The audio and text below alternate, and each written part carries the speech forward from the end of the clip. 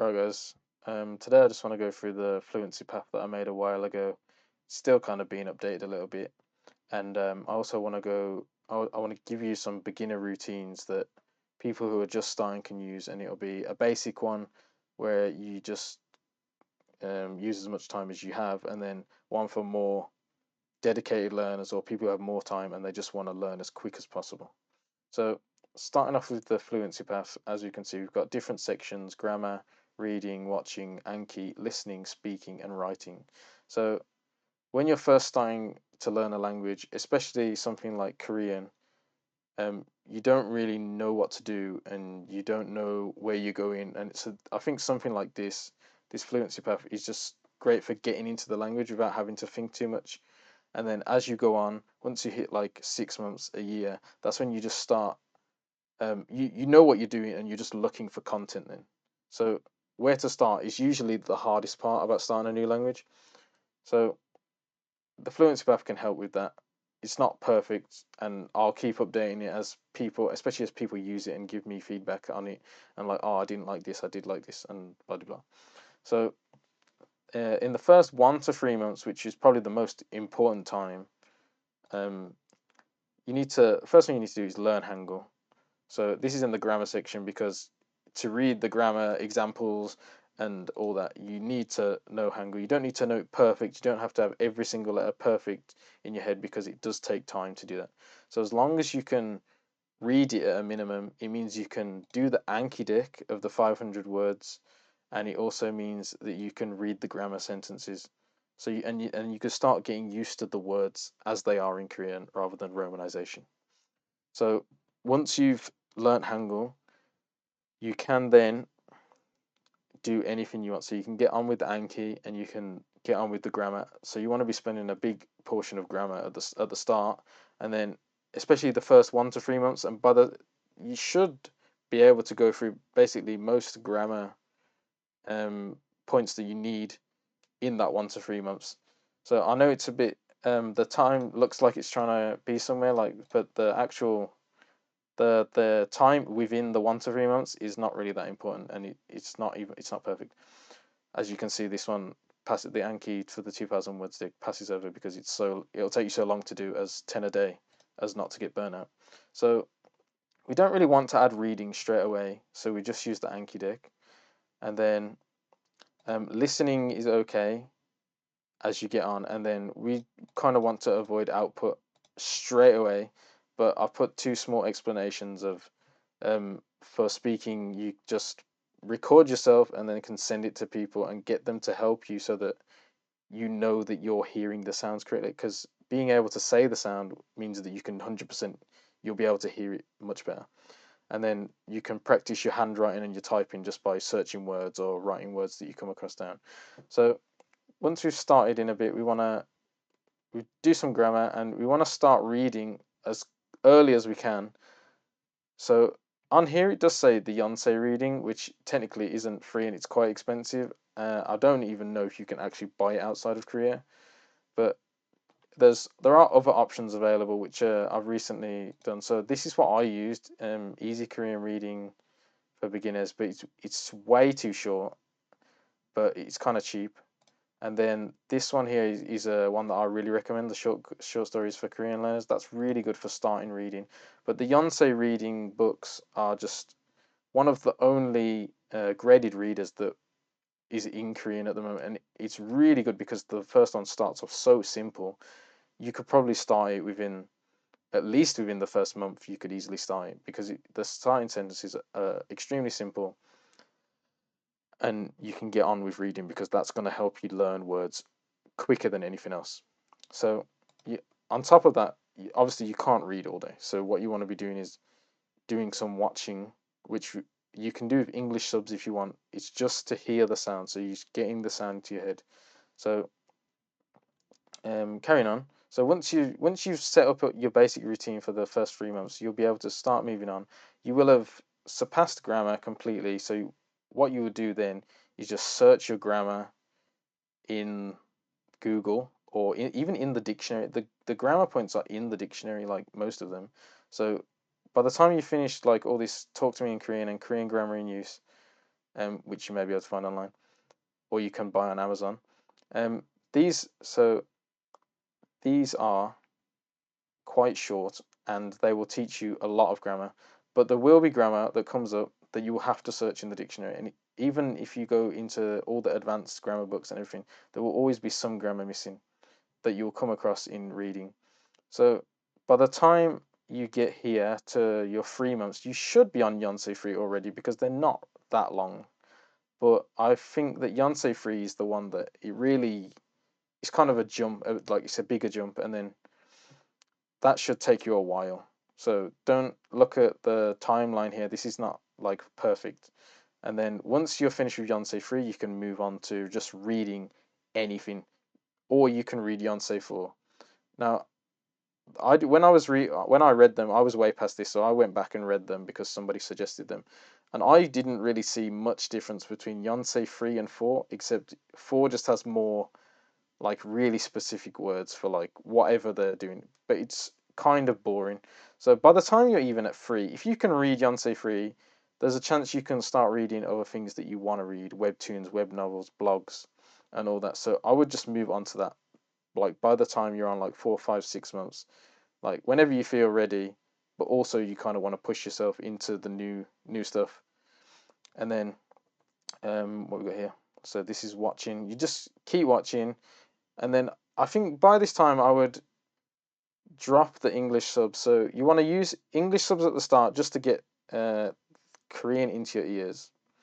And then once you have enough, what you want to do is build a base of content. So when you're choosing things to watch at the start, you kind of want to watch things that you want to watch again, but you'll watch them in Korean, so that you watch it with English subs, so you have a base of something that you enjoy, and then you can go back and watch it in Korean subtitles, get all the words, and then just carry on. And then if you're watching things that don't have subtitles, like say a YouTube video or an old TV show, just watch it without subtitles.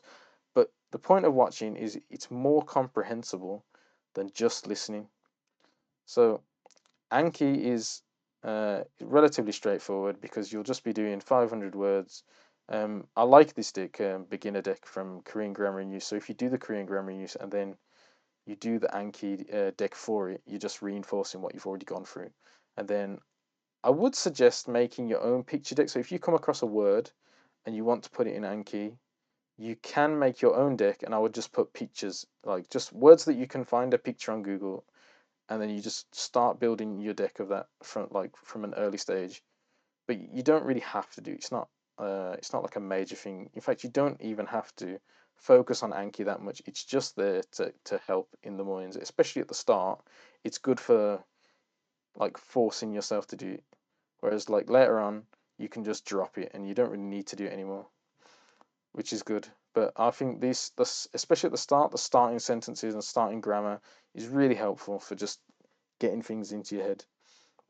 So with listening, once you hit like 4 to 6 months, I feel like the people who would start off casual would be more into, oh, I can just listen to this, or I can listen to this, and it's really good if you have audio for something that you've watched or something that you've like that you've read even, and then you just get the audio for it and play it in the background. Something that you've already done, or you can just use literally anything, because the point is to just get as much Korean into you as possible. Even if you don't understand it, you're still hearing it. And even if you're not paying attention, you're still hearing the words and hearing the sounds and getting used to the intonation and everything. So writing and speaking, it's so difficult to do as a foreign language that unless you really, really want to do it, there's not much point spending time on it because you don't know enough words. You don't know enough. You probably can't even pronounce the words properly. Maybe writing's a bit easier, so it's more excusable. But the amount of mistakes you make will just make it so difficult to have a conversation that it's better to just spend time getting input. So once we've passed 6 months, um, from here it's basically all the same. You're just going on and continuing with everything you've done. So you could possibly start learning Hanja stuff and whatever. Like obviously you need to know that exists beforehand, but like actually learning the meaning, like all the meanings to as many words as gonna come up, which I've made a deck for. And there's a book for it as well that I recommend. Um, that is that's what's made into the Hanji deck. So, and then there's also the idioms deck as well, which is really good because they come up quite often. And then for what was this reading, it's just continuing on. So if you've started reading whatever you want to read, you just continue reading anything, and you can just read literally anything. And then what I do recommend is getting into like one specific genre, and then if you just get like a really long book that's like that one specific genre, or loads of books that is just that one specific genre, and then you become so used to that that you need to switch to start getting more words, and like choose a different genre, or like move to news or something, and then you'll find that there's a bit of crossover in the words, but then you'll find a lot of new words as well. But really, you want to focus on the thing that you want to be into. So if you want to read news, you might as well just start reading the news from like as early as you can, because it's not difficult. You just need to learn the words. So then you just carry on doing that literally forever until you don't want to read anymore, or until you're so good that you can just read everything and there's no more words to learn. And then watching is just the same. You just watch whatever you want. By the 1 year mark, or by the 6 months mark, you should be just watching with Korean subs whenever you want, or just watching raw. You just do whatever you want by this point. And then Anki, once you get to, as I would say, this 2,000 words deck, the intermediate 2,000 words is worth doing, but at the same time, that's the one where I would kind of just be using the picture deck, and maybe not do that if you don't want to do it, or like even sentence mining your own sentences and all this. But to be honest, Anki's depends on the person, because if the person feels like they're gaining from it, it's better for them. But then there's the majority of people that I presume, just it's so boring or just soul destroying that you want to keep it to either a minimum, or you just want to get rid of it. So with Anki, it's just at this point. But I think by the time you hit 1 year, it's like you already know what you like to do. So you'll know if you like to read, and you'll know if you like to watch, and you'll know what you like to watch. And it's just from that point, it's literally just doing what you want to do, and like switching up domains so that you get different exposure to different things, or even just keeping on one domain until you've got everything. You're super comfortable in that one domain. So we've covered most of the input stuff except listening, and then listening is just continue on the same, just listening whenever you can, like whenever you get chance, especially when you're doing things. Say you go for a walk, just listen, just put something on, and then it's just extra input. So then out of speaking and writing, so once you hit 1 year, you're still going to be uh like sloppy, like super sloppy, and like everything's going to be super vague, and you might not know that much. You can actually accelerate this by specifically learning phrases that you want to use. So if you want to use specific phrases, you can just use them, and then if you output, you'll get more you'll get used to outputting. So you will get used to specific phrases. And I would say just a daily conversation is such a small domain that it's very easy to learn.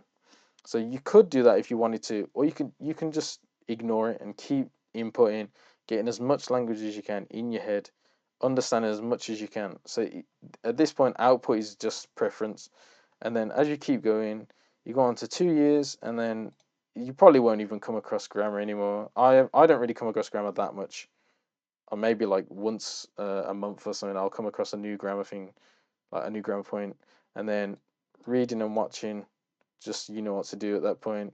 Anki, at the moment, I'm 2 years and 4 months in. So the way I use Anki is I only do pictures now, and if I can't find a picture for it, I won't even bother doing it. I won't put it in Anki. I can't be bothered with sentences. It takes me about 5 minutes in the morning to do Anki, and then I'm done. Like I just go. That's it. Anki's done, and I do it on my phone as well, and it's just done, out the way. Don't have to think about it, and then I can spend time doing other things. So then, listening, carry on the same. Listen to whatever you want to, and most likely you'll be listening to podcasts or audiobooks or whatever you want at this point. And then output. it's still not necessary. The thing is, if your goal is to just understand Korean, there is literally no reason for you to output ever. But for those that want to output, I think by the time you hit 2 years is when you want to be having conversations regularly with people. And um, the way to start is by texting. If you can text someone, it's so much easier because you have time to think, and it'll just be more comfortable, and then you can build your confidence. So you want to build your confidence with writing, and then move on to speaking.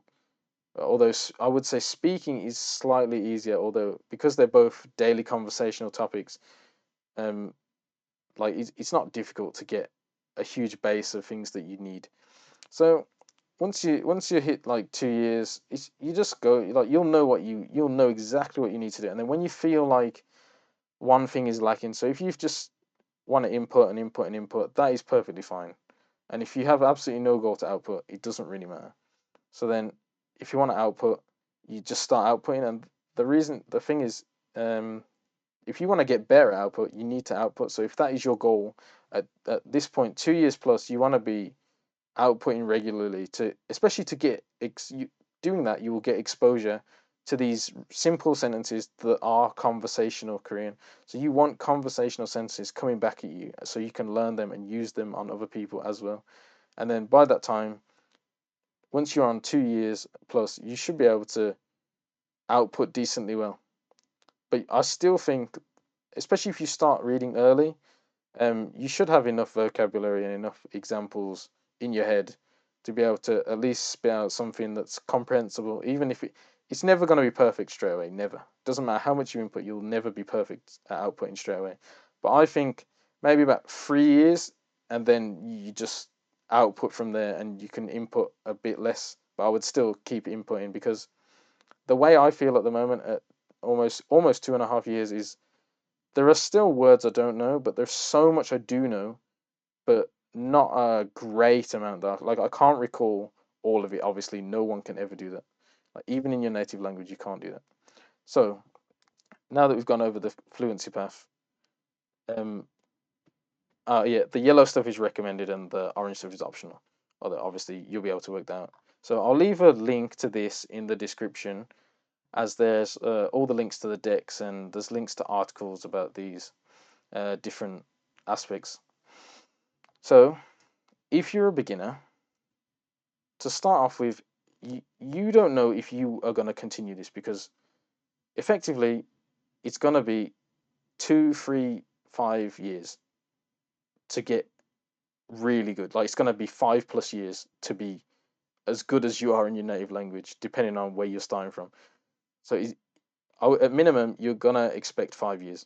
And if you don't want to do 5 years, I don't even know if it's worth starting, because you're not going to stick with it. So if you understand that it's going to be 5 years, then you can start, and just start. If you want to start casually, you can start casually. So you can, as a casual learner, what I would recommend is doing the Anki 500 words. I would do that right in the morning, about 25. Because they're single word cards, it doesn't take very long. So I would start that, do that in the morning. You can do that on your phone as soon as you wake up, look at whatever, and then do it on your phone straight away. Or you can do it while you're eating breakfast or whatever.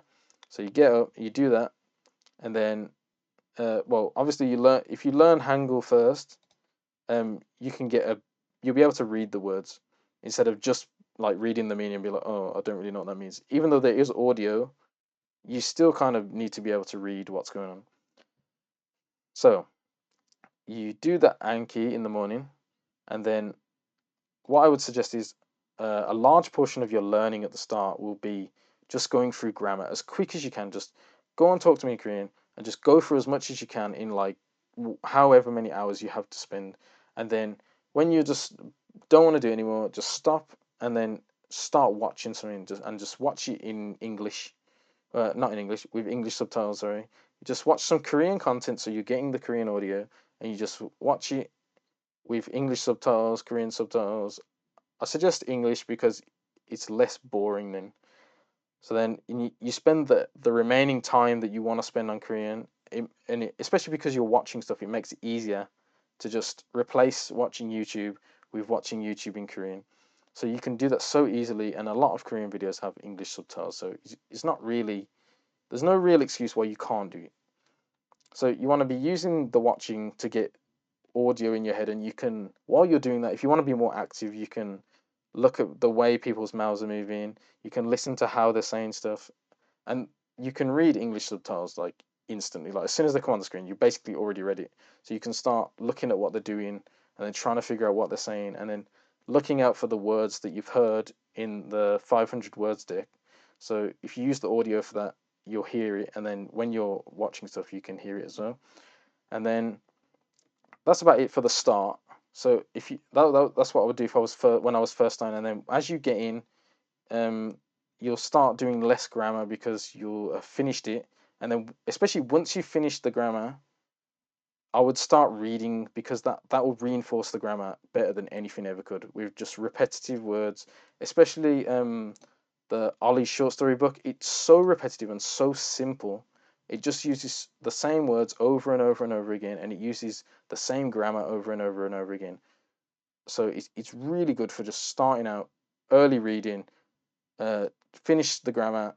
I mean, it's not even high level grammar. It's just all the grammar that you will need is in these sets here: the Korean grammar in use and the Talk to Me in Korean. So when you've done them, I would just, instead of doing grammar, I would just read, and then when you come across the grammar, just go back, and then you'll probably remember where you saw it. So you just go back and you get the grammar, look it up, see what it is, go back to reading, and you want to just read as much as you can within that time limit, and then once you're bored of reading, tired of reading, can't do any more reading, you just spend the rest of your day like watching as much as you can. For as obviously not the whole day, but as much as time as you want to commit to Korean. So if you want to do 3 hours of Korean, you could do an hour of reading and then 2 hours of watching afterwards, and then you just do your Anki in the morning, and then that's it. It's all done then, and then so to move on to people that want to be more hardcore, what I would suggest is learning Hangul. Probably take you a couple hours. Move on to the 500 word stick straight away. Start doing that. 25 a day or 20 a day, doesn't really matter. So you do that. Go through the thing as much as you can. If you've got 8 hours to spend, you just go through that as much as you can before you get bored, or you just want to stop. And then you want to do the watching, same as the easy beginner one, the less dedicated one. Just do as much watching as you can, and most likely you'll be watching like 7 8 hours a day. You can do like sentence mining or whatever you want to do. And then I think the main difference I would add is when you aren't watching, or you need to do something, or you're, say you have work for 8 hours, so you can't watch at work, and you can't do grammar study at work, you can't read at work. What you want to be doing is you want to be listening to stuff at work. So if you've got 8 hours at work where you can listen, instead of um, just studying when you're at home, you can put that audio on, and you'll be getting 8 hours more input than you were before. Although obviously you're not understanding everything, you're still hearing the sounds, and then that is how you will learn words later on. Because you might hear a sound that you've heard 100 times from some audio you've played, and then you can guess and search it up. You can either Google it, and it'll give you a suggestion of what the actual answer might have been, and then you'll have the word. So the main difference is just add in as much listening as you can. So when you do, like, from the start, and then I presume that if you're more dedicated, you will just spend more time doing stuff. So you can just spend as much time as you want reading through the grammar. So you probably finish the grammar even quicker than the less dedicated person would. And then you'll be on the Yonsei reading or another reading book as soon as you can, and you'll probably be already reading that within like the first 2 weeks, and you'll be reading that. And then if you can get reading as early as you can, you'll start learning words in context, and what words they go with, and all this kind of thing. So I'll leave the link to the Korean Fluency Path in the description, and I will leave some of the links to the books in the description as well. So hopefully this helps anyone who watches, and then you should be good to go. All right, thanks.